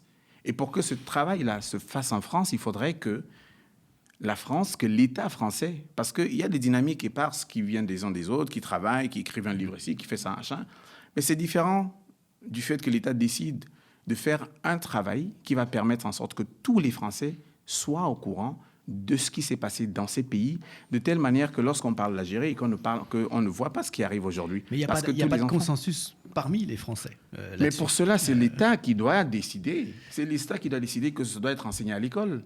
Ah, tout à fait. De toute façon, quelque chose est enseigné à l'école, donc il faut bien en décider. Exactement. Mais c'est l'objet de lutte, précisément. À partir du moment où ce n'est pas enseigné, clairement, moi, j'ai fait l'album 1958, j'ai fait la tournée dans toute la France, personne n'a entendu parler de ça. Des Français, à la fin des concerts, viennent me dire, mais de quoi vous parlez ? On n'a jamais entendu parler de ça. Pourtant, il y a des livres qui sont écrits, mais tous me disent que nous n'avons jamais entendu parler de cette histoire. Donc, tant qu'elle n'est pas enseignée dans les écoles, on va essayer chacun de nous de faire des choses. Ce ne sera pas pareil que de pouvoir mettre en place une vraie stratégie qui permet aux uns aux autres de comprendre et d'assumer le passé de la France. Donc, il y a un vrai travail qui doit être porté par l'État, et c'est la même chose au Cameroun. Tant qu'il n'y a pas un travail au Cameroun qui est porté par l'État et qui va permettre en sorte que les Camerounais puissent se réconcilier à travers leurs traditions, parce que nous encore, c'est autre chose. Nous avons des rites et des rituels de réparation qui n'ont pas été faits et qui sont essentiels. Tous les vieux chez qui on allait voir, il y en a qui nous disaient, on ne pouvait pas arriver ici et commencer à poser des questions. Il y a des rituels qui doivent se faire avant. Pour convoquer ces morts-là, nous devons faire... Les gens sont morts ici du sang. Et pour que nous puissions invoquer, parler, reconstituer, parce que c'est une sorte de reconstitution, il faudrait d'abord faire ces rituels. Et donc, penser que c'est juste en écrivant une histoire, machin, que les choses vont se faire. Ce n'est pas comme ça. Il y a un vrai travail de fond à faire et qui est lié aux traditions des gens parce que leurs comportements quotidiens sont liés à ces pratiques-là. Comment est-ce qu'on apporte une réponse en faisant un vrai travail qui est pensé à partir du sommet de l'État et dire que le Cameroun, par exemple, pourquoi sur l'intitulé, par exemple, de la commission, pourquoi c'est complexe? Nous avons des gens qui sont encore aujourd'hui au pouvoir, qui ont participé à cela. Si on a envie de faire ça, comment on fait? On leur dit, vous la fermez et machin. Et il faut, finalement, on est obligé de trouver un compromis pour que peut-être les choses se fassent quand même si ça ne se fait pas, même si ce n'est juste qu'une petite partie. Mais il faut trouver un moyen de faire. Donc, c'est hyper complexe. On ne peut pas penser que la France va arriver et dire au Cameroun qu'écoutez, nous allons faire une commission de telle année à telle année, et sachant qu'à l'intérieur, il y a des gens qui ont été impliqués. Le Cameroun a son mot à dire, et on parle d'abord du Cameroun. Donc, les Camerounais et le Cameroun, qu'est-ce qui vous dit pas que c'est peut-être le Cameroun qui a décidé de la période et de l'intitulé? On n'en sait rien. Donc pour vous, il y a une vraie complexité. Je comprends bien, en fait. Pour vous, on peut très bien ne pas être dupe des enjeux politiques, des intérêts qui sont derrière, mais d'une certaine façon, déborder tout ça, ressaisir ça dans une logique plus profonde et plus longue. Le pouvoir ne peut pas prévoir complètement ce qui va en sortir, et vous-même, vous avez fait des choses, vous avez pu faire des choses dans ce cadre-là, encore une fois, sans être dupe et éventuellement des enjeux de pouvoir, mais pour vous, ça en valait la peine, si je comprends bien. Mais bien entendu, de toute façon, il n'y a pas de geste désintéressé. Aujourd'hui, nous savons très bien, nous vivons dans un monde capitaliste. Lorsqu'il y a une opportunité comme ça, qu'est-ce que moi... Ah oui, je comprends.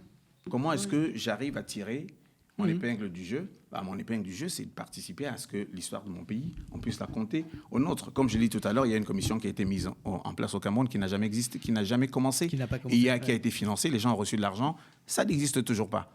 Or, les témoins, entre-temps, énormément de témoins sont morts. Donc, on peut continuer à critiquer que la France n'a pas machin, mais entre-temps, les principaux concernés n'ont rien fait. Ils ont eu des budgets, etc. J'aimerais bien peut-être avoir justement votre réaction, Samy Manga, puisque votre point de vue est complètement différent, j'imagine. Si j'en crois ce que vous nous disiez tout à l'heure. Ouais, en fait, pour rebondir un peu sur ce que Thomas disait tout à l'heure, il faut pas oublier que, franchement, en gros, là, nous sommes en face d'une entreprise politique. Et ça va faire quelques années qu'on parle de réparation des mémoires, de réconciliation, et il ne faut pas être dupe. Tout ça, c'est un cortège cinématique en réalité qui n'est pas là pour véritablement soigner la blessure comme il se doit. Ça, c'est du memory washing, comme disait Thomas. Parce que, encore une fois, alors parlant de cette commission, de la nomination donc des personnes qui doivent participer à cette nomination. Alors j'entends bien que le président Macron nomme des gens, qu'il nomme Blick qui est là et d'autres personnes. Mais au Cameroun, il y a quand même cette annonce a quand même eu un écho très mitigé. Très mitigé parce que y a une classe de la population camerounaise qui n'ont pas trouvé juste, enfin, les personnes qui devaient être impliquées pour gérer ce rapport-là, parce que, dit-on, il y a des gens qui ont fait des études, on va dire, de manière spécifique sur l'histoire de la guerre du Cameroun au Congo, et ces gens-là croyaient qu'ils allaient être eux aussi interpellés pour participer à la commission. Ce qui n'a pas été fait. Donc, la commission a été faite par des gens qui ont été choisis. Je ne dis pas que ces gens sont tous corrompus, qu'ils ont suivi forcément un agenda, mais je dis que ça pose déjà un problème d'autonomie pour l'État camerounais, pour les Camerounais. Comment ça se fait que ce crime-là, ce soit quelqu'un d'autre un autre gouvernement qui l'instruit, sachant très bien que c'est eux aussi le gouvernement qui est l'auteur de ce propre crime. Donc, moi, je suis un peu vraiment très, très, très, très partagé avec tout ça. Je trouve que ça ne nous fait pas avancer considérablement parce que nous sommes encore sur des réparations de surface. Et quand Blick, par exemple, dit que le président lui a promis de présenter ses excuses, alors elles sont passées où les excuses ? Il a dit qu'il présentait ses excuses officiellement, il ne les a pas présentées. Et dans toutes les commissions, dans tous les rapports, je parle de ça pour le cas du Congo avec la fameuse dent qu'ils ont ramenée. C'est tout un décor de façade qui souvent ne veut pas régler les problèmes de manière foncière. On parle ici d'exploitation et encore une fois pour donner de la main mise aux multinationales occidentales et ça fait du memory washing. Il faut être capable de le déterminer. En fait, ce que je trouvais intéressant, c'est que personne ne parle. Tout à l'heure, j'ai parlé de la commission qui a été mise en place par le Cameroun avec des gens dont parle Samy, qui sont donc des historiens, comme le feu Samuel Abois, qui sont donc des gens qui sont reconnus par le Cameroun. La commission n'a jamais commencé. Personne n'en parle. Mais comme la France est impliquée, c'est tout de suite un problème. Et en même temps, on demande quand même à la France d'assumer sa responsabilité. Et en même temps, lorsqu'elle s'intéresse donc à cette histoire, on lui reproche le fait de pouvoir prendre une place, etc. Et comme je dis, je n'ai entendu personne, puisque là, je viens de l'évoquer, Samy n'en a pas parlé, du fait que nous avons eu une commission qui a été financée par le Cameroun avec des historiens camerounais. Ça n'a jamais commencé. On a donné de l'argent, les gens se sont partagés l'argent, bye-bye. Donc, vous voulez dire que là, le régime actuel n'arrive pas ou ne souhaite pas en réalité mener une opération de ce genre? Non. En fait, moi, ce que je voudrais dire, c'est qu'à un moment donné, il faut qu'on prenne nos responsabilités. C'est-à-dire, on ne va pas passer la vie à nous plaindre, à penser que le problème, c'est les autres. Moi, j'étais sur le terrain. Lorsque je vais sur le terrain et que je vois la veuve d'Omiobe qui n'a pas de quoi manger, je veux bien qu'on parle sur Internet et qu'on crie et qu'on blablate et que les mêmes Camerounais sont incapables de s'organiser pour que ces femmes-là puissent avoir de quoi manger. Lorsqu'on va sur la tombe d'Omiobe et qu'on voit dans quel état elle se trouve, je veux bien qu'on blablate. Mais si j'ai bien compris, il était même interdit de parler de lui pendant très longtemps. Oui, mais aujourd'hui, les seuls qui vont nettoyer ces tombes-là, c'est les jeunes qui sont dans les associations, donc ce n'est plus interdit. Et il n'était pas interdit de donner, entre Camerounais, de donner un franc CFA chacun pour que les veuves puissent ne pas vivre dans les conditions d'indigence. Personne n'interdit cela. Donc, on est fort pour parler sur les réseaux, pour crier. Et pour le moment, il n'y a aucune organisation qui a été faite. Nous avons une part de responsabilité. Donc, à un moment donné, tant qu'on n'a pas pris notre part de responsabilité, on ne peut pas se mettre au milieu de la cour et commencer à dire que le problème, c'est l'autre. Lorsqu'on regarde l'état dans lequel, moi, le fait d'avoir sillonné le pays et voir dans quel état se trouvent les tombes des gens qui ont donné leur vie dans l'intérêt commun. Pour que nous arrivions là aujourd'hui. Tout à l'heure, je parlais du fait, par exemple, et d'ailleurs, je le dis dans la note de synthèse, que pour moi, la première réparation, parce qu'à la fin, ce qui sort, c'est que tout le monde veut les réparations. Moi, je dis, la première réparation qu'il faut, c'est nous avec nous-mêmes. Ce n'est même pas moi, la France, si elle veut pas, ça ne m'intéresse pas. Ce qui m'intéresse, c'est que nous puissions, aujourd'hui, nous réparer, nous et nous-mêmes, parce que nous vivons dans une pathologie incroyable. Je vous ai dit que je me considère plus comme un faux Français qu'un Camerounais. Ça veut dire quoi être Camerounais? Nous ne le savons même pas.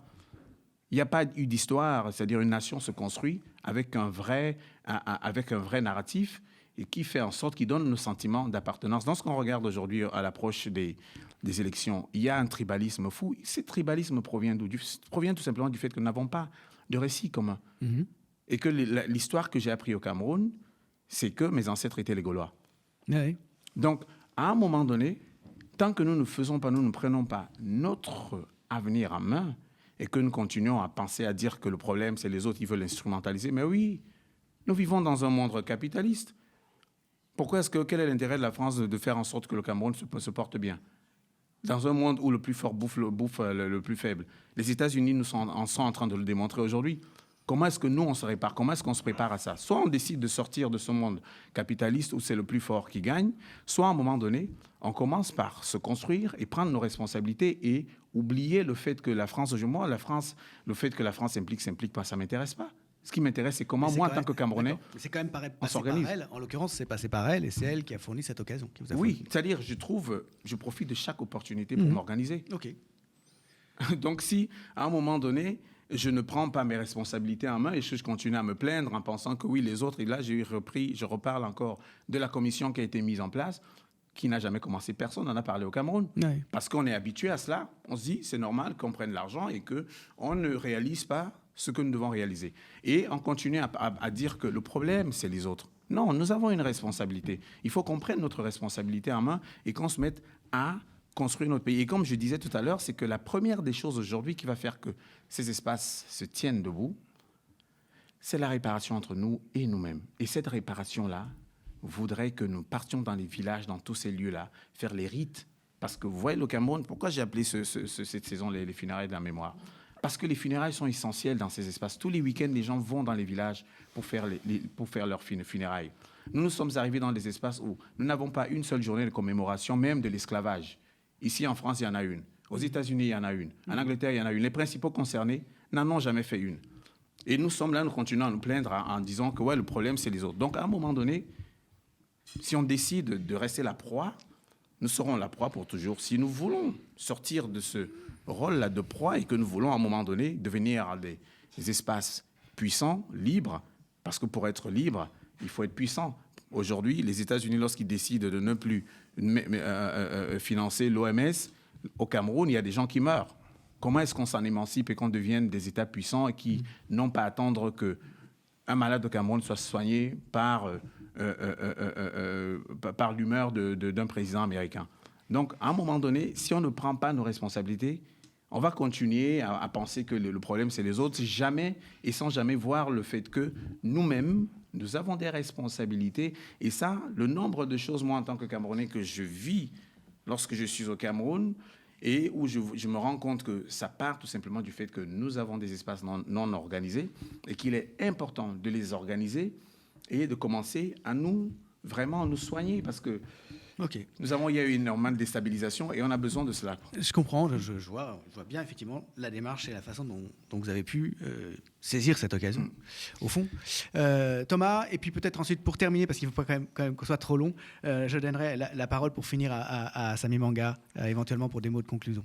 Simplement, moi je trouve qu'il y a un paradoxe dans ce discours à dire c'est d'abord nous-mêmes, et en fait de travailler dans un système qui est l'hérité d'une domination coloniale et néocoloniale. On n'est pas sorti du cycle colonial et néocolonial entre la relation franco-camerounaise. Justement, à mon avis, en ne participant pas à des opérations mémorielles qui sont à la fois politiques, étatiques, etc. Moi, ce qui me dérange dans votre discours, comme dans celui de Benjamin Stora, c'est l'idée de dire... déjà, il y a une confusion, à mon avis, entre l'État français, l'Élysée et Macron. Déjà, c'est des acteurs quand même différents. Mais même si on prend l'État comme jalon... moi, je ne pense pas que ce soit à l'État d'organiser les débats historiographiques ou mémoriels. Je ne pense pas. Alors, on peut être en désaccord là-dessus, mais je pense que c'est très dangereux d'attendre, comme le disait Benjamin Stora, on va attendre que l'État reconnaisse des choses pour que ce soit dans les manuels scolaires. Dans ce cas-là, si l'État refuse qu'on parle de la torture en Algérie, ce ne sera pas dans les manuels scolaires. Ça fait très longtemps que... Ça fait longtemps le cas. Mais c'est ce qui se passe. En fait, vous l'avez donc mis dans les écoles. C'est ce qui est en train de se passer. Et même dans les programmes scolaires, on n'attend pas que l'État valide une histoire officielle. Moi, ça me surprend quand même que des historiens se disent, nous, en fait, on est en train de travailler, de fabriquer une histoire officielle. Des historiens qui sont censés être indépendants, qui sont censés être libres d'esprit, de travailler sur leurs sources. N'a pas été mis dans les manuels scolaires jusqu'ici en Mais France. En fait, elle commence à l'être avant même la commission. Aujourd'hui, bien sûr que non, c'est pas vrai. Moi, j'ai été sollicité.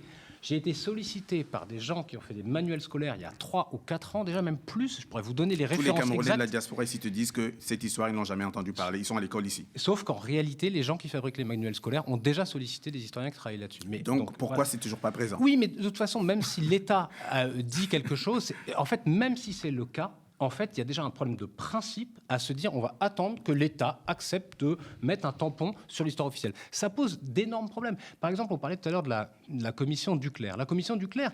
Sur le Rwanda, donc. Sur le Rwanda. Donc, effectivement, l'idée de Macron était de dire comme il y a un contentieux franco-rwandais très fort autour du génocide des Tutsis rwandais en 1994, on va faire une commission qui va établir la vérité historique à partir d'archives qu'on va pouvoir ouvrir. Donc un processus relativement similaire à celui du Cameroun. Et la conclusion, ça a été que effectivement, la France a je cite, une responsabilité lourde et accablante dans le génocide. Ce sont les termes du rapport. Voilà. Les termes du rapport. Donc on peut se dire, oui, c'est bien, c'est positif. Simplement, ça on le sait depuis le départ, on le sait même depuis avant le génocide. C'est-à-dire qu'il y avait des gens qui, avant même le génocide, disaient, vous savez, la France est en train de collaborer avec un régime qui a des intentions génocidaires. Donc on le savait déjà depuis des années, des décennies. Par ailleurs, il y avait tonnes de militants, d'historiens indépendants qui travaillaient sur ces questions-là. Par exemple, l'association Survie, qui a travaillé pendant des décennies là-dessus, et qui parlait même, dès 1994, de possibles complicités. Ce rapport officiel, cette histoire officielle, a donc en fait mis à jour les connaissances jusqu'à un certain point. Au point que Hubert Védrine, quand le rapport est sorti au début, il était tout content. Ah, super, ça ne parle pas de complicité, de génocide. Il était tout content et sans doute rassuré pour des questions judiciaires. Il faut préciser qu'il est l'un des principaux mis en cause. Après coup, il s'est rendu compte que quand même dans le rapport, il y avait des choses qui n'étaient pas tout à fait à sa gloire. Mais il s'est un peu ravisé, d'après ce que j'ai compris. Mais n'empêche que, qu'est-ce que ça donne, ce type de commission ? Ça donne l'idée que, finalement, l'histoire a été écrite une fois pour toutes. Et que c'est ça qu'il faut mettre dans les manuels scolaires. Sur la question de la commission franco-camerounaise, il y a plein de soucis de ce type-là. Sur le volet recherche, là, je rappelle que Bibi Bassi, c'était pas le volet non, tout à fait. Et c'est pour ça que son point de vue est, je trouve, passionnant, parce que c'est un autre volet, tout à fait. Le volet qui a été désigné comme artistique, et dont vous nous avez parlé, avec des logiques qui sont très différentes. Mais moi, ce que je discute, c'est le rôle de l'État là-dedans, et le rôle de la politique. Et par ailleurs, même ce volet artistique, ça, vous savez aussi bien que moi, a été énormément contesté par beaucoup d'acteurs camerounais.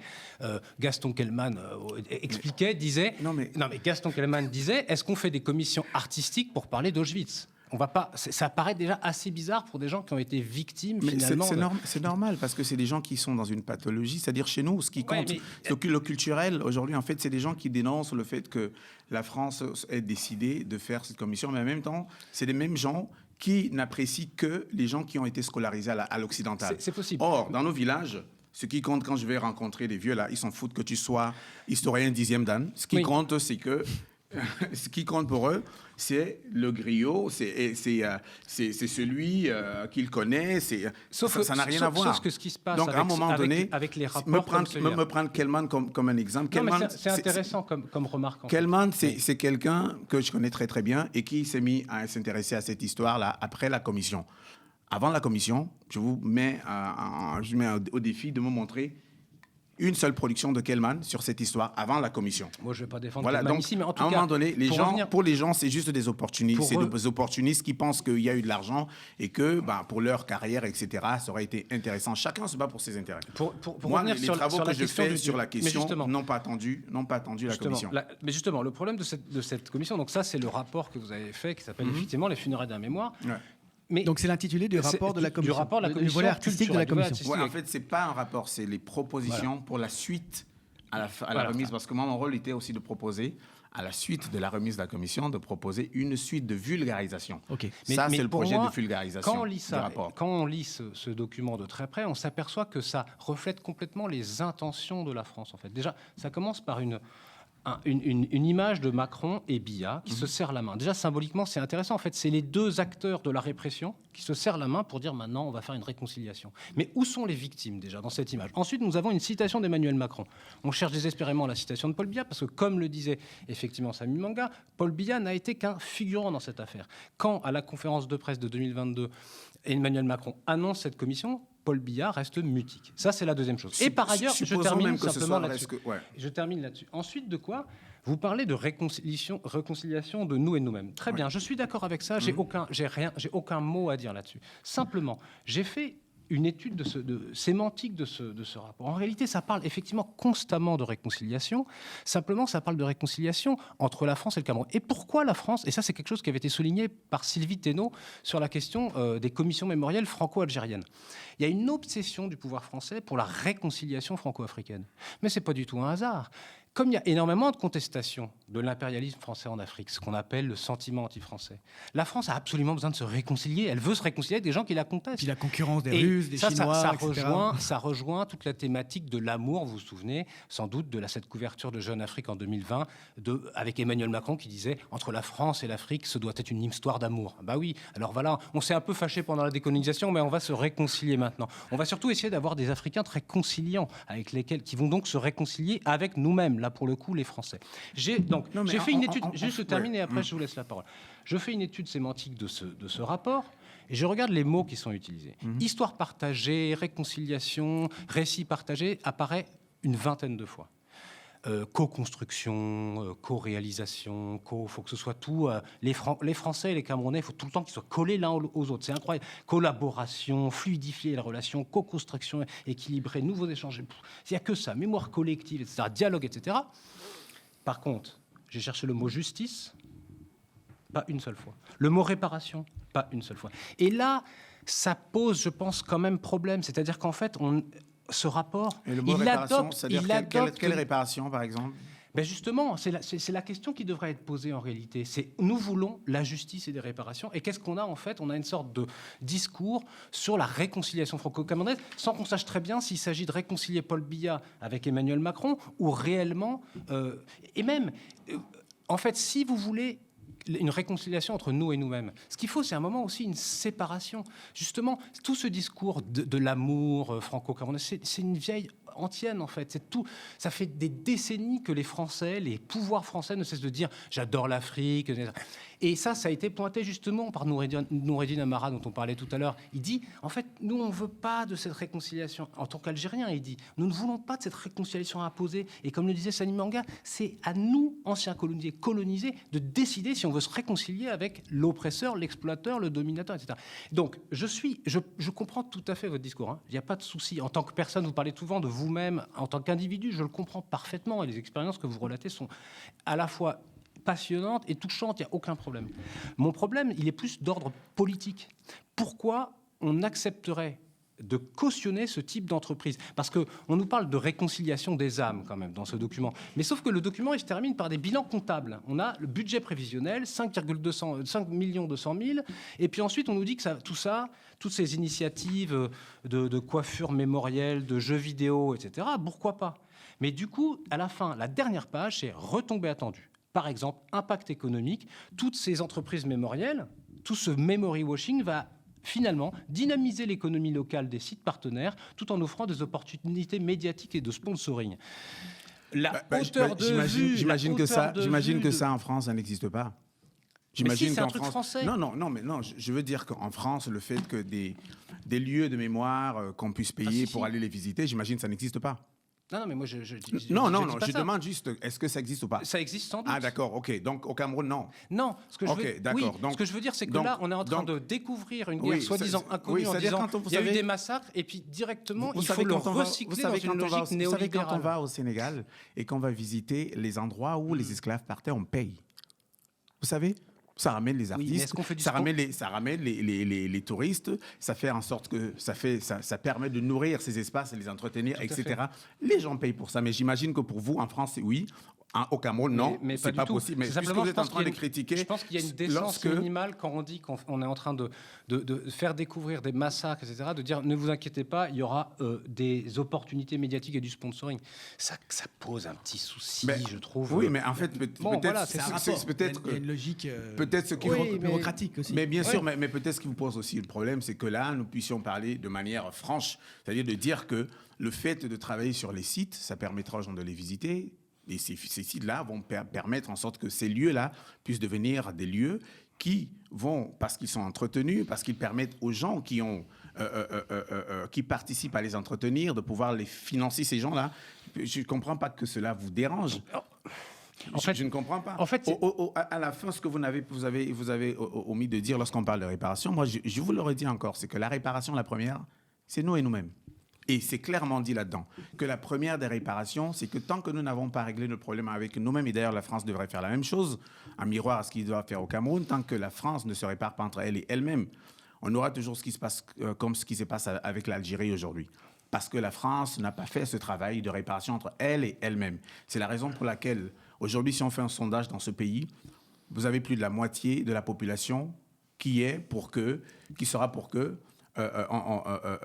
le ministre, ce que monsieur Rotaillot dit, on aura plus de 50% de la population qui sera avec lui. Et manifestement, l'action de l'État n'a rien changé. Au contraire. Mais parce qu'il n'y a pas eu des réparations. Les commissions mémorielles de Macron montrent bien qu'elles n'ont servi à rien. Mais ça n'empêche pas d'avoir Rotaillot comme ministre, en tout cas. On voit sous nos yeux, en fait, l'écroulement de toutes ces politiques mémorielles. Mais vous savez, il n'y a pas qu'une seule chose pour le faire. Il faut énormément de choses, il faut énormément de pratiques. Il faut non seulement... Parce que là, quand vous entendez, on a l'impression qu'il faudra un seul projet qui viendra régler tout ça. Qui a dit ça? Il faut une multitude de projets. Non, mais c'est parce que là, vous exactement prenez... l'inverse que je dis. Mais non, parce que là, vous venez de une... dire que ce que l'État a fait, l'implication de l'État n'a pas permis de régler ça. Mais oui, il n'y a pas que ça. Mais justement, ça a fait empirer les choses. Mais non, c'est exactement ce que j'essaie d'expliquer. C'est parce qu'il n'y a pas une réparation. Il y a eu une façade mémorielle qui a permis en fait de développer tout un agenda macronien qui va de plus en plus vers l'extrême droite. Donc en fait, il y a eu une façade mémorielle qui cache une continuité coloniale. L'un n'empêche pas l'autre, c'est parce que... Si, justement. Non, pas du tout. C'est là qu'on est en désaccord. Oui, l'un n'empêche pas l'autre. Moi, ce que je dis, c'est qu'au Cameroun, il faudrait qu'il y ait une réparation, et c'est l'essentiel, et je le redis. Et c'est clairement dit dans ce rapport. Le mot n'apparaît pas une seule fois. De réparation? De réparation. Je parle de réparation entre nous et nous-mêmes. Je ne parle pas de réparation d'argent de la France au Cameroun. Mais le mot n'apparaît pas. Ah ouais, je ne sais pas. Mais moi, c'est ce que je dis. Je dis que l'essentiel, c'est le Cameroun se répare entre lui et lui-même. Maintenant, si vous voulez à tout prix qu'on utilise de l'Élysée. Si vous voulez qu'on utilise à tout prix le mot réparation, c'est votre problème. On peut parler de réparation. J'imagine que c'est un mot qui a des synonymes et qu'on peut en parler différemment. Sous le parrainage de l'Élysée, vous pensez que le vieux village, pour qu'il fasse ses traditions de réparation, il faut que l'Élysée vienne cautionner ça ou pas? En attendant, les réparations entre les Camerounais ont l'air de mal se passer, puisque là, on a appris que, vous parliez des tombes tout à l'heure, la tombe d'Ernest Ouandié, un autre grand résistant, a été profanée il y a quelques heures. C'est normal. Vous savez pourquoi c'est normal? Parce que ce travail de réparation n'a pas encore été fait. Et que moi, en tant que faux Camerounais, parce que je suis plus un faux Français qu'un Camerounais. J'ai commencé l'interview en le disant. Vous ne pouvez pas vous rendre compte de cela. Le fait que nous estimons Camerounais, parce que vous, dans votre perspective, c'est qu'il faudrait que je sois un Camerounais comme vous le pensez, et que le Cameroun soit comme vous le pensez. Mais vous n'imaginez pas ce que c'est que d'être soi-disant Camerounais et d'être plus une fausse copie de la France. Vous ne pouvez pas l'imaginer parce que c'est quelque chose que vous ne connaissez pas. Et j'ai suivi quelques-unes de vos interviews, notamment avec Jean Brunotin. Ce que je trouve drôle, c'est que ça me rappelle un peu quelques personnes qui ont l'impression qu'il n'y a que leurs travaux qui sont nécessaires pour que les Africains puissent se prendre à main. C'est eux qui viendront leur dire qu'est-ce qui est bien, quelle est la démarche. Et supposons que cette démarche-là soit celle qui nous correspond. Occupez-vous de la démarche qui va permettre à la France de se réconcilier, de se réparer elle-même. Parce que là, vous avez dit tout à l'heure que l'Algérie, justement, la France a un problème avec l'Algérie. Mais mettez votre énergie à faire en sorte que la France se soigne avec elle-même. Mais là, c'est la France qui était à l'initiative. Là, c'est très simple de répondre. Oui, c'est l'énergie. Il faudrait que la France, déjà, se soigne entre elle et elle-même. Là, je vais répondre très simplement. Ouais. L'énergie qu'on a fournie pendant des années sur cette question, elle répond à votre question. On a fait ça, et avec 0 sous, rien du tout. Et par ailleurs... Si vous aviez fait ça, la France ne serait pas dans l'état dans lequel elle est aujourd'hui. Ils ont fait un livre. Qui a sans être soutenu par l'État. Non, mais ce livre-là n'est pas dirigé vers la réparation de la France avec elle-même. Elle est dirigée à la relation avec la France. Et avec l'autre. Mais oui, mais si on voudrait que tout ça se passe bien, pour moi, ça commence, c'est pareil avec les Camerounais. Si les Camerounais aujourd'hui voudraient avoir une relation apaisée avec la France, il faudrait d'abord que les Camerounais se soignent eux-mêmes. C'est-à-dire, on ne peut pas penser avoir une relation apaisée avec l'autre tant que soi-même, on est dérangé. Il faut qu'on en termine parce qu'on a dépassé, mais je suis très content de ces confrontations de points de vue qui sont les uns et les autres situés à des endroits très différents. Je donne la parole pour quelques mots de conclusion qui seront trop rapides, j'en suis désolé, à Samy Manga, dont le point de vue est encore différent, parce que c'est celui d'un artiste et pas du tout d'un historien qui n'a pas été impliqué en aucune manière donc, dans cette commission. Quelques mots pour en terminer. Écoutez, pour la fin, je crois que si on fait le travail de militants qu'on fait et qu'on dénonce ce qui se passe, il faut être clair que ce n'est pas avant tout pour incriminer, on va dire forcément à 100% le colonisateur. Nous, notre travail, c'est aussi de nous retrouver nous-mêmes à ça. C'est pour ça que j'ai commencé par dire que Macron commande ce rapport me dérange un peu parce que c'est à nous de réparer, c'est à nous de nous réparer, c'est à nous de mettre en place des processus qui vont réhabiliter la mémoire et les héros nationaux qui ont été bafoués. Donc, la question ici, ce n'est pas tant la France, c'est vraiment nous en tant que pays, ex-pays colonisés. Qu'est-ce qu'on fait aujourd'hui face à ça? Est-ce qu'on doit accepter toutes les mesures de réparation même quand elles sont de façade. Mais non, on n'a pas le temps d'accepter ça et il faut qu'on fasse ces mesures de réparation par nous-mêmes et qu'on convoque à la limite les gens qui sont à peu près responsables, comme la France, comme tous les autres pays colonisateurs. Merci beaucoup, Samy Manga. Merci beaucoup à Benjamin Stora, à Blik Bassi, à Thomas Deltombe. Je crois qu'on a eu une discussion particulièrement intéressante avec des points de vue divergents et que c'était une bonne inauguration pour cette nouvelle formule, donc l'histoire en débat pour La Grande Hache, l'émission d'histoire du média. Merci beaucoup d'avoir été avec nous et à un prochain épisode.